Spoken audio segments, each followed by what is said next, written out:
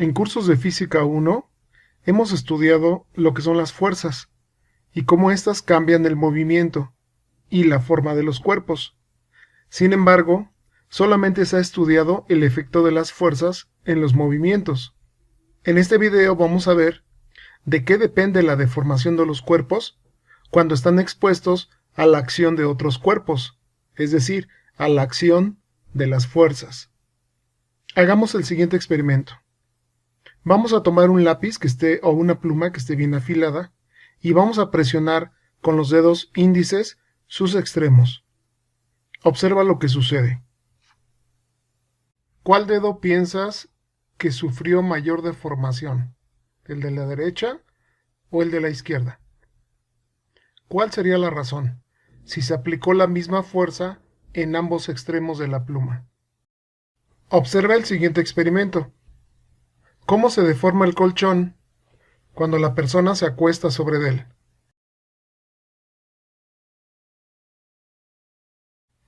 ¿Cómo se deforma cuando está sentada?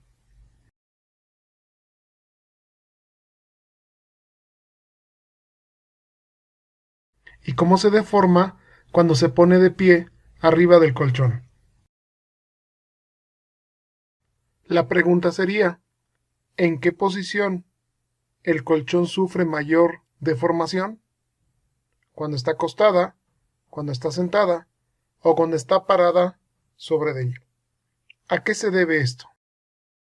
Y por último, observa lo siguiente. Se pisa la naranja con un zapato de tacón bajo.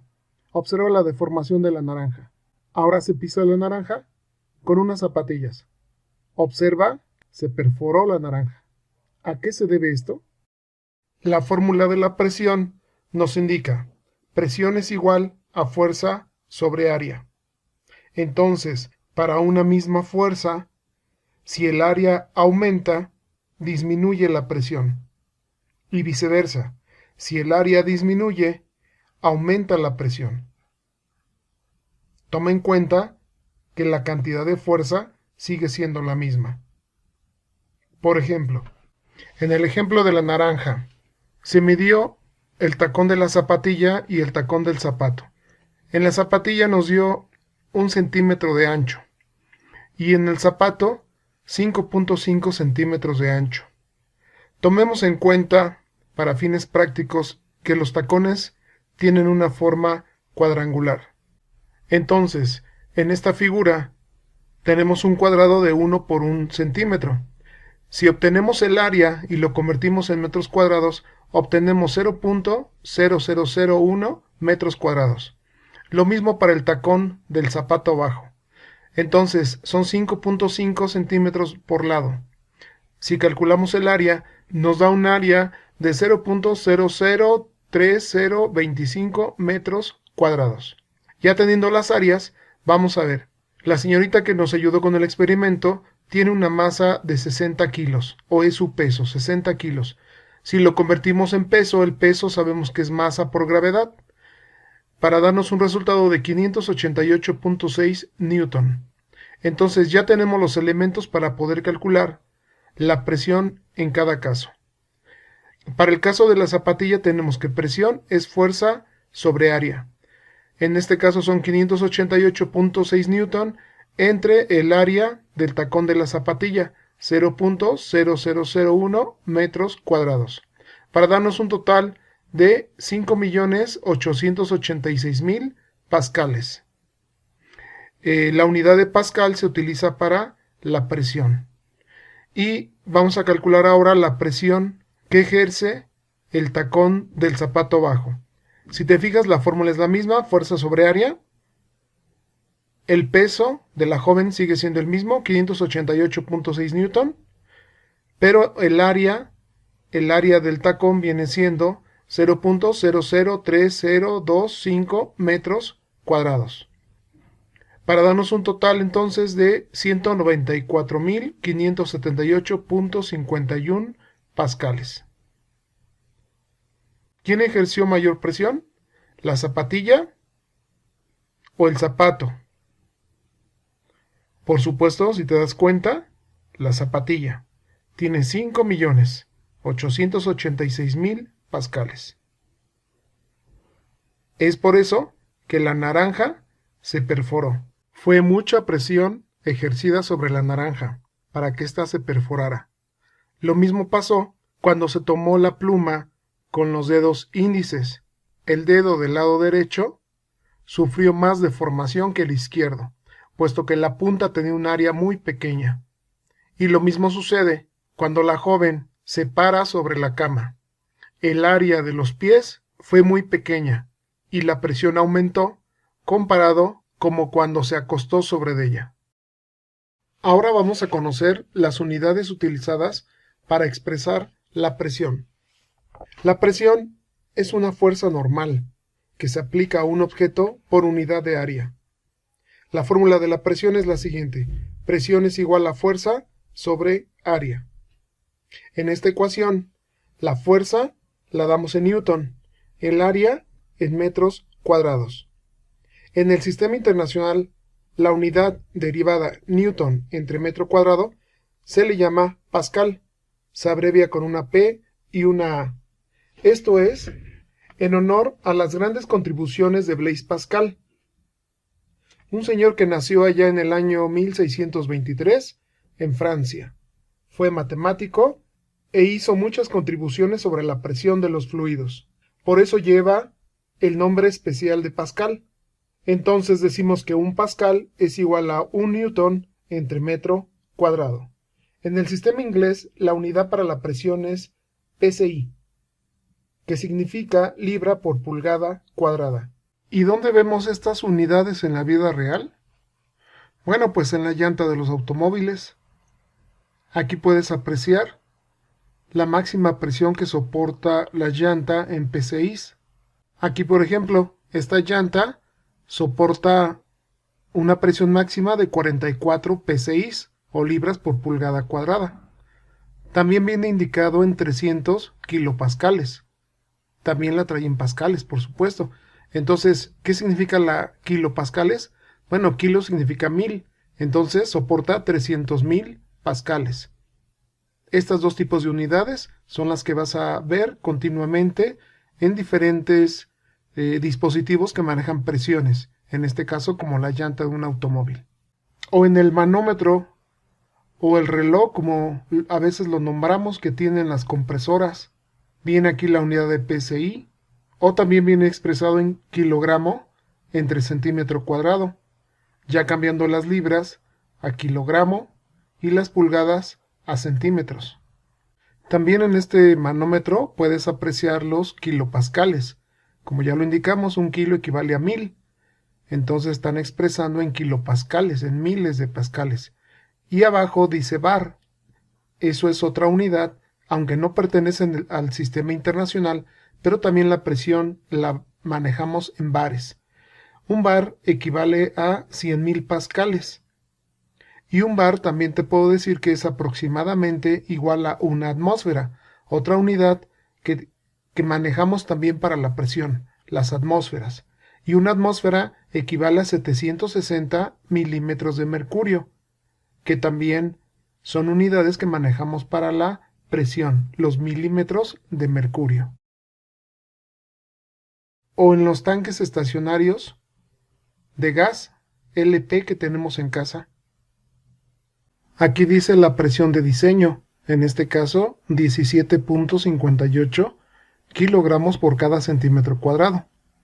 Aquí no lo dio en PSI, lo dio en kilogramos sobre centímetro cuadrado, pero ahí está manejando la presión de diseño.